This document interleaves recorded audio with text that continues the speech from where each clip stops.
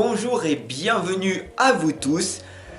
Aujourd'hui et pendant 22 jours, je vais tout simplement vous interpréter de façon le plus juste possible, intuitif et simple, explicite et communicatif, les 22 lames arcanes majeures du tarot. Bien sûr, si vous avez aimé, je ferai les lames mineures, les coupes, les deniers, etc. Voilà. Pour que tout simplement vous puissiez vous aussi interpréter et être autonome par la suite. Voilà. Le plus important, c'est de ne pas dépendre des autres, mais d'être toujours autonome, être responsable de sa vie et de pouvoir tout simplement tirer les cartes par soi-même. Voilà, ça en tout cas c'est mon objectif pour vous tous les amis. Voilà, donc on va commencer avec la première lame que vous voyez, la première que beaucoup de personnes connaissent qui est le battleur. Alors c'est parti, on y va tout de suite, vous me verrez plus, hein. Vous allez voir la carte et je vais vous expliquer en détail tous les symboles, tout ce que beaucoup de personnes ne vous expliquent pas. Voilà, comme ça ce sera beaucoup plus clair par la suite pour vos tirages. Ok, on y va avec la première lame du battleur. Après ce sera bien sûr la papesse, l'impératrice et on ira jusqu'à la 21e lame qui est le monde et la 22e qui est le mât. Elle n'a pas de numéro, je vous l'expliquerai pourquoi dans cette vidéo dédiée à cette lame. Voilà, allez, on est parti, on y va. À tout de suite pour la première lame qui est donc le battleur. L'aventure commence. N'hésitez surtout pas à vous abonner, bien sûr, à partager. Et puis si vous voulez me soutenir, il y a un petit cœur sous la vidéo avec un merci. Vous cliquez dessus, vous me faites un don pour me soutenir pour toutes les vidéos que je vous partage au quotidien. Cela me touchera énormément. Gratitude à vous tous. On y va? Allez, fini le blabla. Maintenant, passe au concret. Allez, à tout de suite. On retourne la caméra et on y va. Allez. Et c'est parti, on continue les interprétations à ma manière, selon moi. Peut-être que ça ne vous parlera pas du tout. Faites mieux que moi, les personnes qui sont tarologues, experts. Voilà, montrez-moi aussi et apprenez moi aussi hein, à progresser. Voilà, on est là pour progresser les amis. Donc, comme je vous le dis, selon moi encore, la roue de la fortune, beaucoup de personnes la connaissent très très bien au niveau positif, mais rarement au côté négatif. Alors, tout simplement, la roue de la fortune, elle fait penser à quoi à votre avis les amis? Ici, on voit la roue, elle correspond aux 12 bâtons. D'accord? On pense donc à une montre, le temps horloge.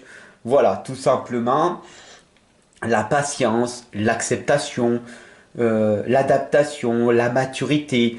Je suis en train de changer petit à petit. Le temps horloge, comme je vous ai dit, il est temps de changer. Et si je ne change pas, eh ben, c'est comme si on imagine ici qu'il y a deux serpents. Le serpent qui mord la queue, eh ben, si vous ne changez pas par vous-même, eh ben, vous mordez votre propre queue. Donc, tout simplement, vous tournez. Voilà. Et donc, la roue de la fortune, du côté négatif, est une roue qui tourne dans le vide. Voilà. Et vous finissez par tomber en burn-out, en fatigue. Voilà. Ça, c'est le côté négatif des choses. Alors, pour faire très très simple, la roue de la fortune correspond au mouvement, à la destinée et à la répétition, répétition, répétition des choses. Donc pour moi, hein, personnellement, la roue de la fortune nous permet de provoquer notre chance. Et la chance est une compétence. D'accord? Retenez bien ceci. La chance, c'est une compétence et non de gagner au loto, c'est une anecdote. De, d'avoir un héritage, eh ben c'est bien, hein, ok? Mais il y en a beaucoup qui ne l'ont pas, d'accord? Donc, c'est plutôt des anecdotes de gagner au loto. Alors, c'est bien pour beaucoup de personnes, c'est merveilleux, ils doivent vivre un merveilleux moment, mais en règle générale, on voit qu'ils repèrent tout parce qu'au niveau psychologique, c'est pas vraiment ça.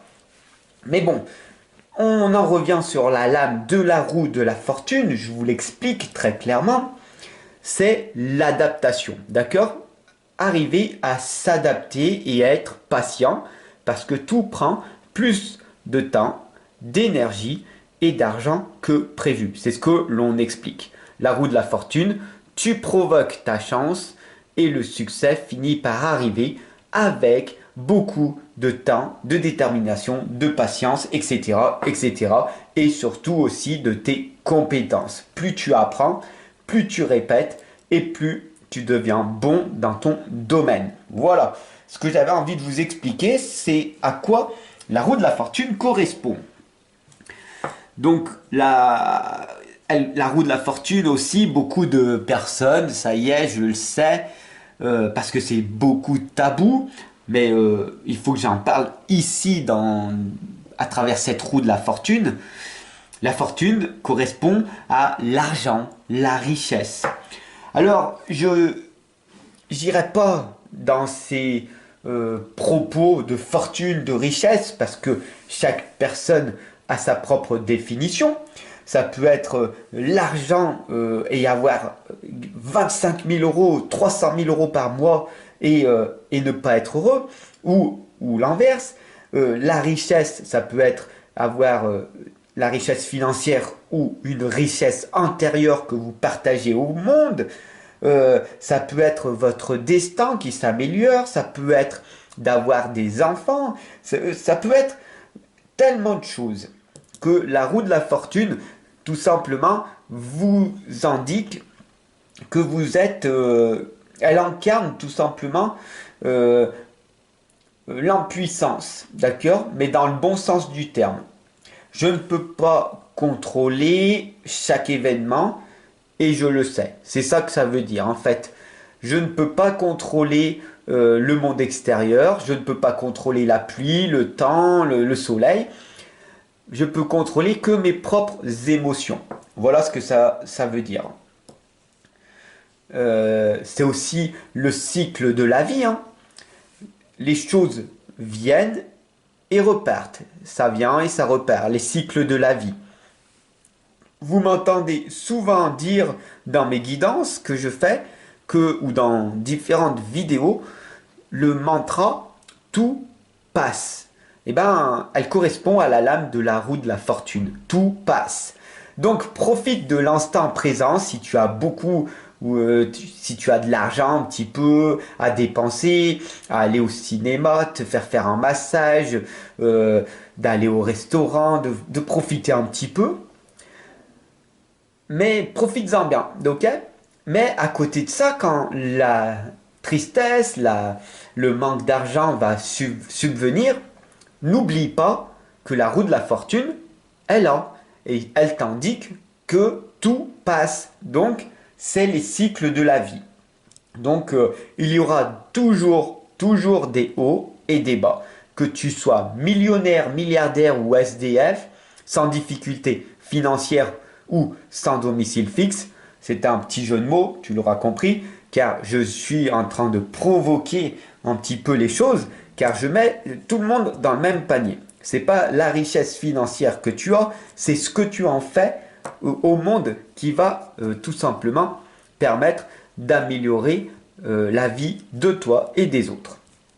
Et donc, cette roue de fortune, elle est extrêmement parlante, hein, tu vois, elle t'indique en fait qu'elle fait preuve de patience. Je laisse les choses mûrir d'elles-mêmes. Je ne cherche pas à réinventer la roue puisque tout a été déjà fait, hein. Il faut vraiment que Vous comprenez? Il suffit de voir quelque chose et de l'améliorer. Ok? Vous voyez un truc, vous vous dites, mais c'est aberrant, c'est nul son truc, je peux mieux faire. Eh ben, fais-le. Voilà, c'est ça. Et la personne, tu as vu qu'elle a fait quelque chose et que c'était pas terrible et que tu peux faire mieux, alors fais-le. Voilà, c'est ça en fait. Ne cherche pas à réinventer la roue, mais améliore. Améliore ce programme, améliore cette situation, améliore quelque chose dans ta vie. Voilà. Il faut vraiment il faut vraiment que tu arrives à t'adapter. Voilà ce que la lame de la roue de la fortune correspond. Bien sûr, au niveau de la grande question existentielle que beaucoup de personnes viennent me demander, c'est le destin, le libre arbitre, c'est est-ce que c'est Dieu qui active cette roue, l'univers, la source? Et ben, vous avez tout à fait raison et aussi tout à fait tort, car tout simplement, personne ne détient la vérité. Voilà.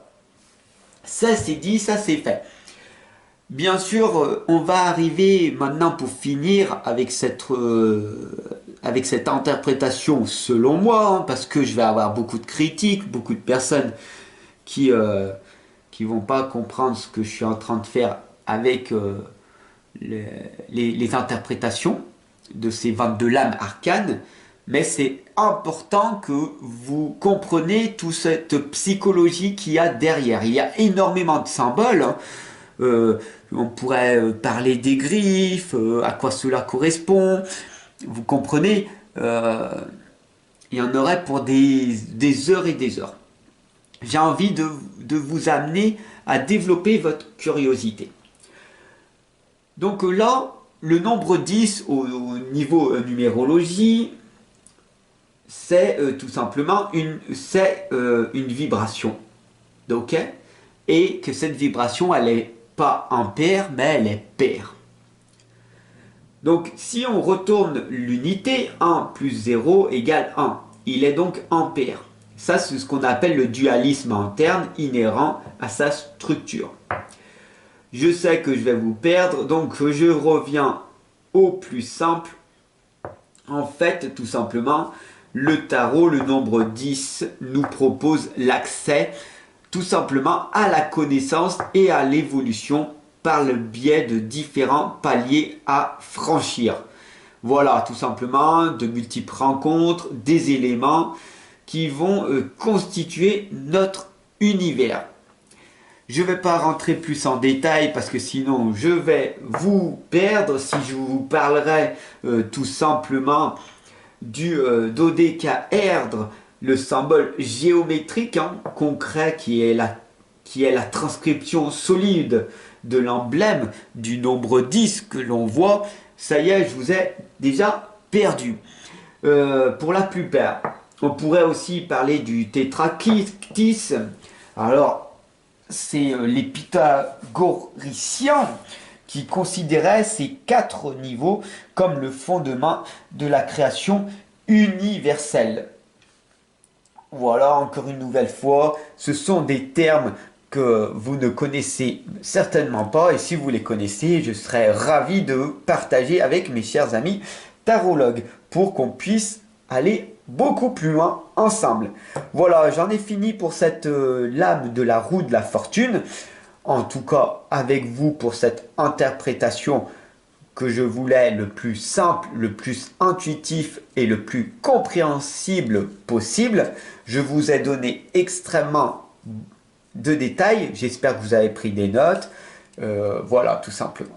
Allez, je vous retrouve quand vous le voulez pour la suite avec la lame numéro 11 qui est la force. Allez, à tout de suite. À tout de suite pour la force.